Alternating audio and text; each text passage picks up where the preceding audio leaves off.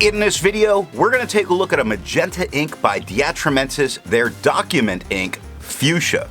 Now, as always, there's timestamps down below so you can skip around, but if you've got the time, I'd appreciate you checking out the entire video. Also, down in the description is a link to the magenta playlist, so if you want to see more of them, you can find that there. I'm an ink guy, and let's get into the first writing sample done on Clairfontaine. No bleeding, no ghosting.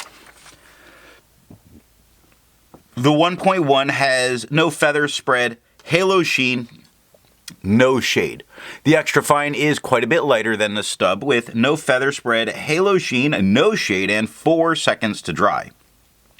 Medium is a little bit darker than the extra fine, not as dark as the stub, with no feather spread, halo sheen, no shade, and 6 seconds to dry.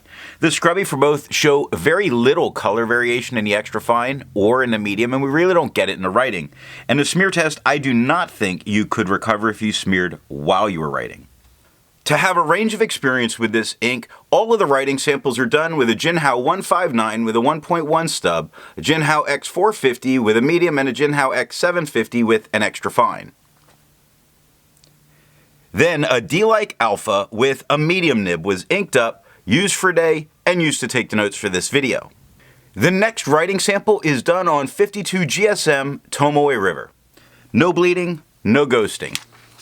The 1.1 has no feather spread, halo sheen, or shade. The extra fine is lighter than the stub with no feather spread, halo sheen, a little bit of shading going on, the going lighter to darker, quick going lighter to darker, the being darker than everything around it. 7 seconds to dry. Medium is the same tone as the stub with no feather spread, halo sheen, and no shade. 10 seconds to dry. Now the scrubby for both don't show much for color variation, but it is coming through a little bit in the extra fine, and the smear test you could not recover if you smeared while you were writing. I agree with Vita. There's a lot to learn by doing multiple chromatographies. The one on the left is done the way it's supposed to be done. A line of ink is put down, and then it's put into water for 10 to 15 seconds. And we really do see that this is a single tone. It's starting to want to bond with the paper that we see it so gathered around where the line was put down. Not a ton of this ink is moving up. The one on the right that's let dry for 10 minutes, in only 10 minutes it's completely bonded and not budging. It can mean, and I would expect it to mean, this is a very resistant ink. Not unexpected since it's a document ink. The next writing sample is done on 80 GSM Rhodia dot pad. No bleeding, no ghosting. The 1.1 has no feather spread, halo sheen. It is showing a little bit of shading. The D is lighter than the AT of Atramentis. It gets dark in the T and the R and lightens up on the AM and then gets very dark again. But we're going from a very dark to a darker mid-tone, so there's some there, just not tons and huge standout, enough that it does draw some attention with your eye. The extra fine is lighter than the stub with no feather spread, halo sheen, some shading. Quick goes light to dark, the goes light to dark, the is darker than over, and lazy goes a little darker to lighter. 5 seconds to dry. Medium, same tone as the stub with no feather spread, halo sheen, and no shade. 7 seconds to dry. Scrubby for the extra fine shows a little color variation. We do get some. The medium shows none, where we got none. And the smear test, I actually think you could recover if you smeared while you were writing. Resistance tests are done to see how this ink can be expected to perform on a page, and more importantly, how hard it may be to clean from your pen. The smear is allowed to dry for 3 days before testing it. Looking at the highlighter, it performs as well as you would expect. It does not budge, making this a great ink to use if you're a note taker that likes to go back and highlight. And it's very evident when you see water. Just like the chromatography, none of it moved. It absolutely didn't budge. Pen flush is starting to break it down a little bit, but just a little. And the 1/3 bleach solution, not really having a huge effect on this ink. Now, the very good news that comes with it is it only took water to get it out of the pen. The next writing sample is done on life paper. No bleeding, no ghosting. The 1.1 has no feather spread, halo sheen, or shade. The extra fine is lighter than the stub with no feather spread, halo sheen, only a couple peppered spots. The K in quick looks a little bit darker. The he of the looks a little bit darker, but not much else. 3 seconds to dry. Medium is the same tone as the stub with no feather spread, halo sheen, no shade, and 4 seconds to dry. Scrubby for both aren't really showing much for color variation, and the extra fine only had really a light peppering of it. The smear test, you could not recover if you smeared while you were writing. For the inks tested, the average viscosity was 2.5, and the realm of normal was 2.1 to 2.9.